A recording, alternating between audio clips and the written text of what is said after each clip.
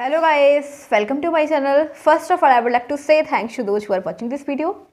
So let's go. हमारा जो topic है वो है क्लास 12th के लिए। क्लास 12th के लिए सीबीएसई बोर्ड एग्जाम्स। जैसे कि आपके एग्जाम्स आ रहे हैं तो वही करेंगे हम, उन्हीं से रिलेटेड है हमारा जो टॉपिक है वो है most important questions for class 12th mathematics. यानी कि गाइस मैथ्स के जितने भी इंपॉर्टेंट क्वेश्चंस हैं हम इन वीडियो में कंप्लीट करेंगे। तो हम जो कर रहे थे वो कर रहे थे latest CBSE sample paper mathematics. यानी कि गाइस हम जो अपनी लास्ट वीडियोज़ में कंप्लीट कर रहे थे सैम्पल पेपर में जितने भी क्वेश्चंस होते हैं सभी क्वेश्चंस बहुत इंपॉर्टेंट होते हैं। ओके, तो हमने लास्ट वीडियो में जो सैम्पल पेपर कर रहे थे उसके जो हमने सेक्शन ए कंप्लीट किया था एंड सेक्शन बी के भी कुछ सम्स हमने करे थे। तो वो लास्ट वीडियो मैंने एक प्लेलिस्ट में कंबाइन करी है, ठीक है, वो आप देख लेना जितनी भी प्लेलिस्ट है बनी हुई इसकी, ठीक है। तो अब हम करेंगे सेक्शन बी का 24 क्वेश्चन। 23 क्वेश्चन तक हमने कंप्लीट किए थे एंड अब करेंगे 24 क्वेश्चन नंबर 24। तो वही है सेक्शन बी में जो हमारा क्वेश्चन है, एक क्वेश्चन है वो 2 मार्क्स का है, ठीक है। तो 24 क्वेश्चन भी हमारा कितने का है, 2 मार्क्स का ही है। इसको देखो ये दे रखा है एवेल्यूट यानी कि इंटीग्रेशन दे रखा है। हम सॉल्व करेंगे, कैसे सॉल्व करेंगे वो देखते हैं। तो 2 मार्क्स का ये क्वेश्चन है, इसको हम सॉल्व करेंगे। देखो हमें ये फंक्शन दे रखा है F X equals to -1 to 1 log 2 the base e 2 - x upon 2 + x into में dx, ठीक है। ये हमें एक क्वेश्चन दे रखा है। अब देखो आपने ये पढ़ रखा होगा, ये प्रॉपर्टी पढ़ रखी होगी। ये क्या कहता है, -a लिमिट होगी अगर किसी की भी -a to F X D X equals to में अगर 0 आ रहा है, ठीक है। When function is odd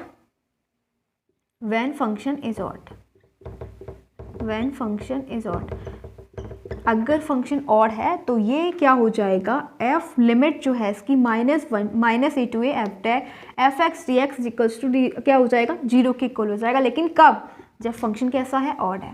check करते हैं फंक्शन ऑड है या इवन है, ठीक है। वो कैसे करेंगे वो हम चेक करेंगे। हाँ, तो देखो हमारे पास फंक्शन दे रखा है F X equals to log 2 the base e 2 - x upon 2 + x, ठीक है। ये हमें देखा है। हम क्या करेंगे, एफ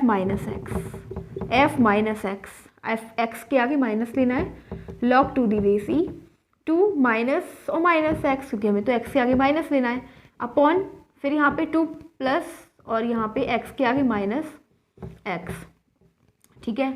तो f - x इक्वल्स टू में log 2 दी बेस ई क्या आया हमारे पास, minus plus 2 + x upon 2 - x, ठीक है। अब क्या है कि f - x इजिकल टू, अगर हम यहाँ से माइनस कॉमन ले लेते हैं, क्या करेंगे इस फंक्शन में से माइनस कॉमन ले लेंगे, तो ये क्या हो जाएगा log 2 the base E and 2 - x ऊपर आ जाएगा, 2 + x नीचे अपॉन में। कब होगा, जब हम यहाँ से माइनस कॉमन ले लेंगे।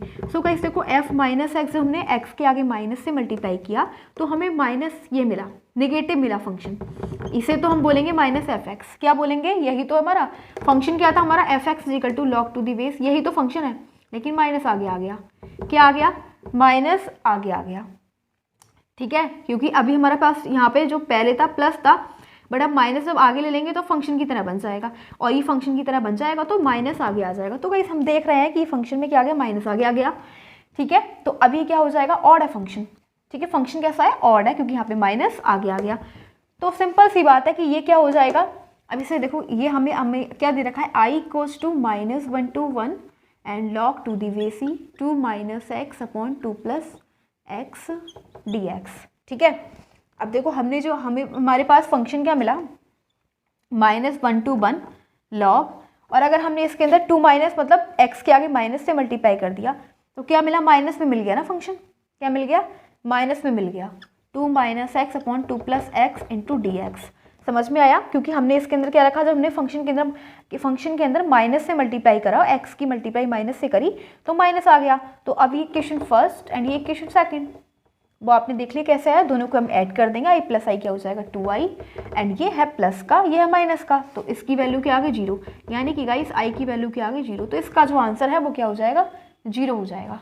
ओके, सो ये वाला क्वेश्चन जो हमारा 24 है वो कंप्लीट हो गया।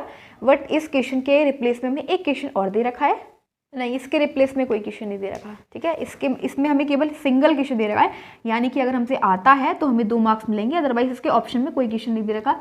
और एक बात और, ये हो जाएगा f - x और प्लस हम f(x) को जब ले लेंगे इधर तो ये क्या हो जाएगा, दोनों को हम सॉल्व करेंगे 0 आ जाएगा। ठीक है, क्या आ जाएगा, 0 आ जाएगा, जैसे हमने ये प्रूव किया।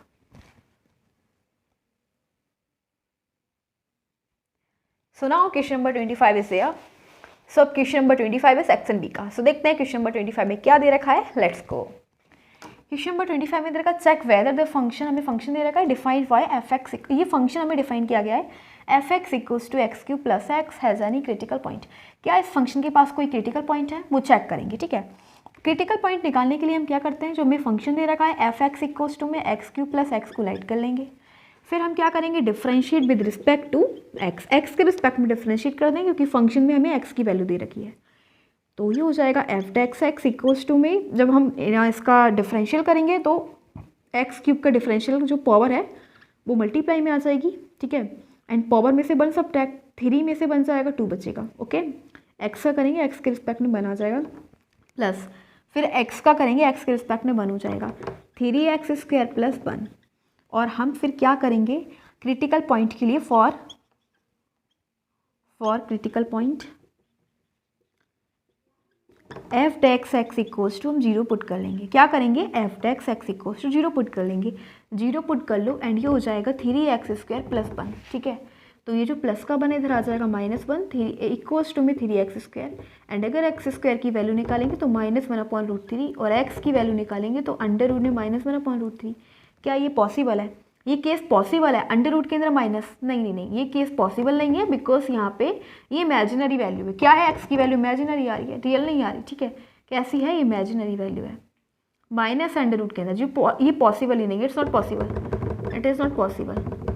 तो क्या इसके पास एक्स जो हमारे पास फंक्शन दे रखा है, फंक्शन दे रखा है F X equal to X cube plus X, इसके पास कोई क्रिटिकल पॉइंट है या नहीं, तो बिल्कुल नहीं, इसके पास क्रिटिकल पॉइंट नहीं है। So function has no any critical point. Simple सी बात है, इसके पास कोई क्रिटिकल पॉइंट नहीं है। बस इजी है, क्वेश्चन बहुत इजी है, बस केवल ये हमें बताना था इसके अंदर क्रिटिकल पॉइंट है या नहीं है। तो बस हम इस टाइप से फंक्शन को डिफरेंशिएट करेंगे, फिर उसको 0 के इक्वल रख लेंगे, जो वैल्यू आएगी वो निकल रही है तो ठीक है, अदरवाइज नहीं निकली, जैसे यहाँ पे नहीं निकली, ये इमेजिनरी वैल्यू है तो क्या हो जाएगा, क्रिटिकल पॉइंट नहीं है इसके पास।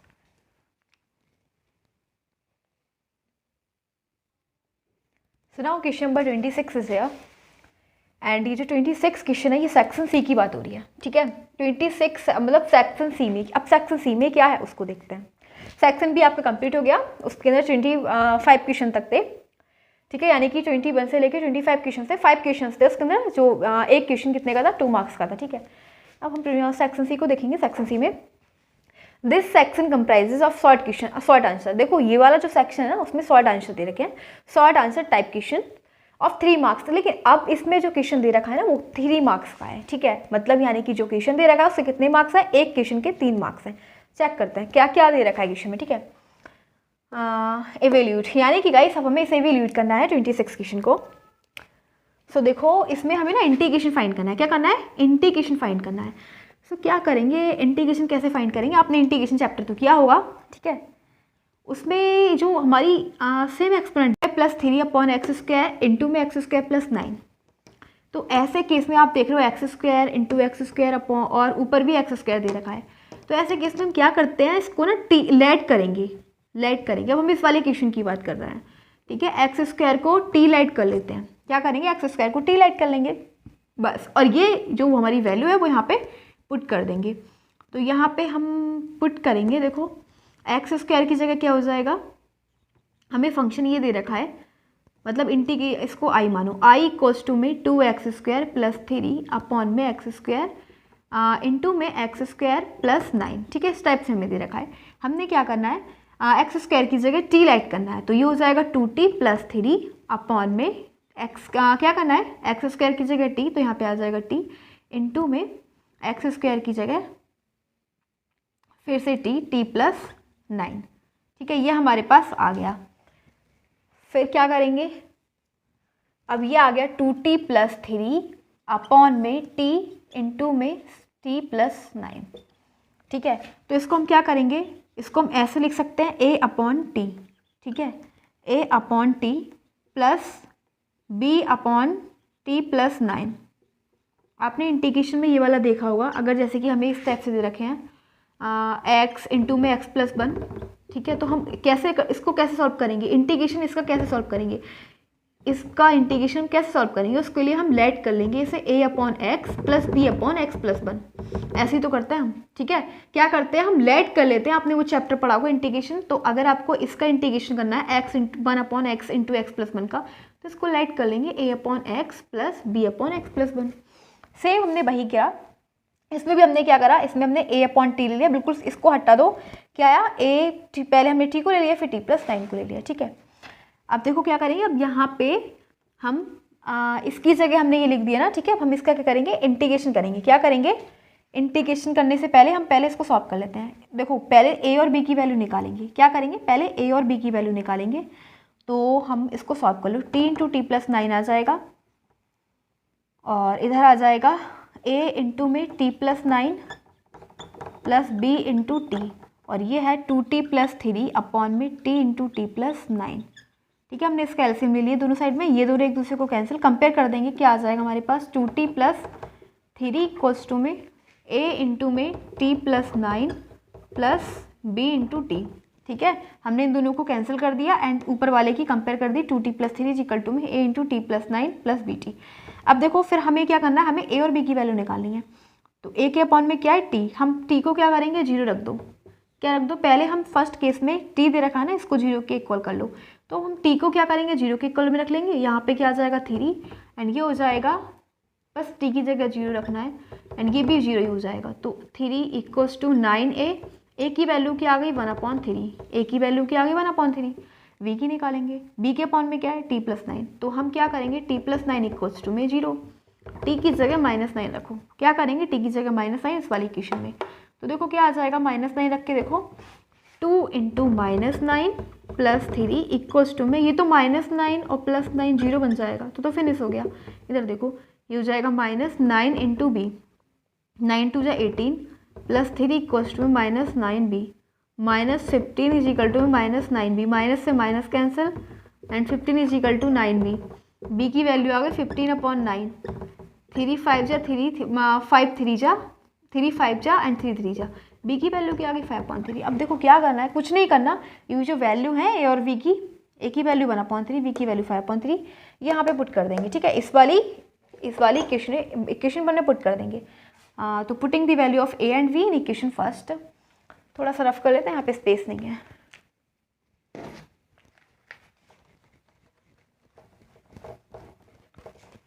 ठीक है, तो देखो क्या आ जाएगा हमारे पास 2t प्लस 3 अपॉन में t इंटू टी प्लस 9 और इक्वल्स टू में क्या है, a है ना, a की जगह 1/3 और t।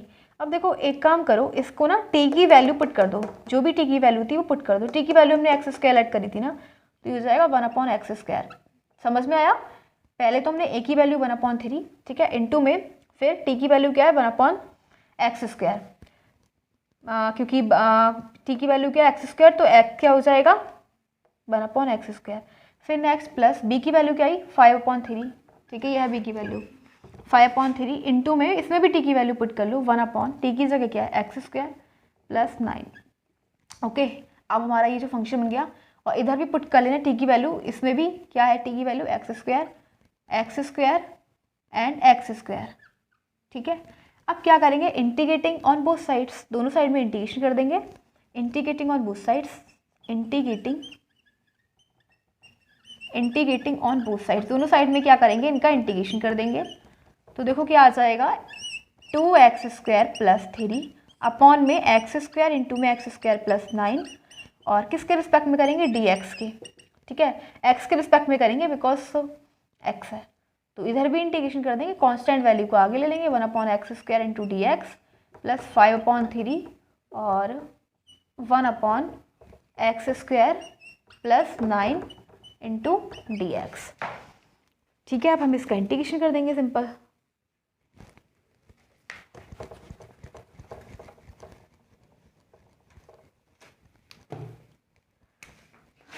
तो देखो क्या आ जाएगा 2x² प्लस 3 अपॉन में x² इंटू में x² प्लस 9 और dx इक्वल्स टू 1/3। इस x² का इंटीग्रेशन करेंगे ना, इसको ना ऊपर ले जाएंगे, माइनस x की पावर माइनस हो जाएगा। ठीक है, क्या हो जाएगा x की पावर माइनस, प्लस 5/3। और अब करेंगे, देखो इसका फॉर्मूला होता है इंटीग्रेशन 1/x² प्लस a², ठीक है, इंटू में dx। ये हमारे पास इसका फॉर्मूला होता है। क्या होता है 1/x² प्लस a² का जो इंटीग्रेशन करते हैं वो क्या होता है, तो ये हो जाएगा tan इनवर्स x/a, ठीक है, क्या होता है tan inverse x/a plus constant c। तो ये हमारे पास फॉर्मूला होता है किसका, 1/x² प्लस a² का, और 1/a और आगे आता है, ठीक है, 1/a इंटू में tan inverse x/a plus constant c। अब देखो हम इसको इसी फॉर्मूले बनाएंगे, कैसे, 1/x² प्लस 9 को क्या लिख सकते हैं, 9 को हम लिख सकते हैं ना 3 का स्क्वायर। अब देखो ये हमारे पास x², ये है a², बन गया फॉर्मूला इसका dx/x² प्लस a की जगह 3 का स्क्वायर। हम इसे क्या लिख सकते हैं, देखो ये हो जाएगा 1/3 एंड x, जब हम x की पावर -2 का करेंगे तो क्या हो जाएगा, इंटीग्रेशन करने के लिए हम क्या करते हैं, डिफरेंशियल का जस्ट अपोजिट होता है। जैसे हम डिफरेंशियल में क्या करते हैं, पावर में से पावर आगे आती है ना, मल्टीप्लाई में आती है नहीं, तो अब पावर जाएगी डिवाइड में, ठीक है, पावर गई डिवाइड में, एंड पावर में से 1 माइनस करते हैं, सॉरी प्लस करते हैं, ठीक है, पावर में 1 प्लस करते हैं। जैसे हम डिफरेंशियल में करते हैं ना, डिफरेंशियल का जस्ट अपोजिट, उसमें आ जाती है मल्टीप्लाई में, इसमें पावर जाएगी माइनस में, पावर में से 1 सब्ट्रैक्ट करते हैं, ठीक है, सॉरी 1 प्लस करेंगे, तो ये हो जाएगा 5/3। अब इधर देखो ये हो जाएगा x², अब इसका बन जाएगा 1/a, तो इसके अंदर a क्या है 3, tan inverse x/3 plus constant c। तो यही हमारा आंसर हो जाएगा। यहाँ पे हो जाएगा ये जो -1/6 हो जाएगा, -1/6, ये माइनस आगे आ जाएगा, ठीक है, एंड x की पावर -2 प्लस 1, x की पावर -1 आ जाएगा, तो 1/x, और ये हो जाएगा plus 5/3, 3 × 9 tan inverse x/3 plus constant c। तो इसका जो हमारे पास ये चल रहा था ना इंटीग्रेशन, इसका क्या आ गया इंटीग्रेशन, -1/6x प्लस 5/9 इंटू में tan inverse x/3 plus constant c। यही है इसका आंसर।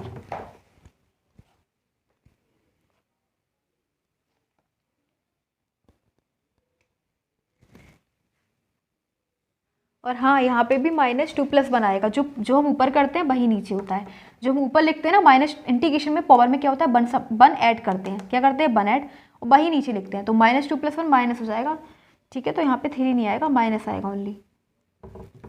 तो यहाँ पे 3 चल रहा था और यहाँ पे 3 ही चलेगा, ठीक है, 3x समझ में आ गया, क्योंकि -2 + 1 माइनस हो जाएगा, ओनली -1, तो माइनस आगे आ जाएगा, -1/3x प्लस 5/9 इंटू में tan inverse x/3 plus constant c। That is the answer of question number 26। तो ये जो आपका है क्वेश्चन 3 मार्क्स का था। सो नेक्स्ट क्वेश्चन है क्वेश्चन नंबर 27। देखते हैं क्वेश्चन नंबर 27 में क्या दे रखा है, लेट्स रीड। क्वेश्चन नंबर 27 में दे रखा है the random variable x has a probability distribution px of the following form where k is some real number. हमें ये दे रखा है, प्रोबेबिलिटी का क्वेश्चन दे रखा है, इस टाइप से दे रखा है px = k है जब k कब है, जब x की वैल्यू क्या है 0, एंड 2k है जब x की वैल्यू 1 है, 3k है जब x की वैल्यू 2 है, 0 अदरवाइज, यानी कि जब कोई और वैल्यू है तो 0 है। Determine the value of k, हमें क्या करना है, हमें सबसे पहले k की वैल्यू फाइंड करनी है। फिर सेकंड क्वेश्चन में हमें दे रखा है find p when x is less than 2, जब x क्या हो, प्रोबेबिलिटी निकालनी है जब x क्या हो, x की वैल्यू जो हो लेस देन 2 हो, और फिर हमें प्रोबेबिलिटी फाइंड करनी है जब x की वैल्यू क्या हो ग्रेटर देन 2 हो, 2 से क्या हो ग्रेटर हो। तो देखो सबसे पहले हम क्या करेंगे, हम वैल्यू निकालेंगे k की, ठीक है, हमारे पास प्रोबेबिलिटी दे रखी है, 3 केसेस दे रखे हैं, ठीक है, ये तो अलग है, तो px = 1 कंसीडर, एंड ये हो जाएगा सबसे पहले हमारे पास pk, ठीक है, देखो 3 कंडीशन दे रखी है, क्या दे रखी है 3 कंडीशन हमारे पास। पहले p की वैल्यू क्या है, पहले देखो प्रोबेबिलिटी व्हेन x की वैल्यू क्या है 0, ठीक है, प्लस फिर हमारे पास सेकंड कंडीशन क्या दे रखी है, जब प्रोबेबिलिटी क्या हो, मतलब x की वैल्यू क्या हो 1 हो, तो x = 1, प्लस थर्ड कंडीशन दे रखी है जब x की वैल्यू क्या हो 2 हो, ठीक है, =1। अब देखो जब x की वैल्यू 0 है तो क्या है कंडीशन k, प्लस जब x की वैल्यू 1 है तो क्या है 2k, और जब x की वैल्यू 2 है तो क्या है 3k, और इक्वल्स टू क्या है 1, 3, ये हो जाएगा 6k = 1, यानी कि k की वैल्यू का क्या आ गई 1/6, k हमें मिल गया 1/6, तो हमें k की वैल्यू ही निकालनी थी, k आ गया 1/6। तो एक तो आंसर हमारा फर्स्ट का जो आंसर था वो ये हो गया। सेकंड का देखो क्या दे रखा है, प्रोबेबिलिटी निकालना है जब एक्स की वैल्यू क्या हो लेस देन 2, जब लेस देन 2 हो, ठीक है। तो लेस देन 2 तो हमारे पास कितने केसेस हैं, लेस देन 2 जब एक्स की वैल्यू 2 से छोटी हो, तो एक तो केस ये हो गया, सेकंड केस ये हो गया, दो केस हैं जब एक्स की वैल्यू क्या हो 0 प्लस जब एक्स की वैल्यू क्या हो 1। और ये किसकी प्रोबेबिलिटी है, ये है जब एक्स की वैल्यू है 2 से छोटी, ठीक है। तो क्या है, जब 0 है तो क्या है k, प्लस जब 1 है तो क्या है 2k। तो इन दोनों को ऐड कर लेंगे, 3k हो गया, k की वैल्यू हम पुट कर देंगे 1/6 1/2, क्या आ गया 1/2। तो ये सेकंड वाले का आंसर हो गया, सेकंड वाला हमें फाइंड करना था, उसका आंसर क्या आ गया 1/2। थर्ड वाला बोला है p प्रोबेबिलिटी निकालने जब x की वैल्यू ग्रेटर देन 2, x की वैल्यू 2 से बड़ी हो, जब 2 से यहाँ पे कोई नहीं दे रखा अदरवाइज, ठीक है। जब कोई भी वैल्यू दे रखी है 2 से ग्रेटर हो तो क्या हो जाएगा 0। तो जब वैल्यू x की है ग्रेटर देन 2 तो इसका आंसर आ जाएगा 0। तो ये हो गया हमारा थर्ड का आंसर। हमें तीनों निकालने थे और हमें दे रखे थे फर्स्ट सेकंड एंड थर्ड, वो निकालने थे, ठीक है। तो हमने ये निकाले, फर्स्ट का आंसर आ गया 1/6, k की वैल्यू निकालनी थी 1/6, सेकंड में इसका आंसर 1/2 एंड थर्ड क्या हो जाएगा 0। तो हमारा एजुकेशन 27 था, ये कंप्लीट हो गया। इसके ऑप्शन में कोई नहीं दे रखा, ठीक है। ये 3 नंबर का क्वेश्चन था, ये क्वेश्चन था 3 मार्क्स का क्वेश्चन था।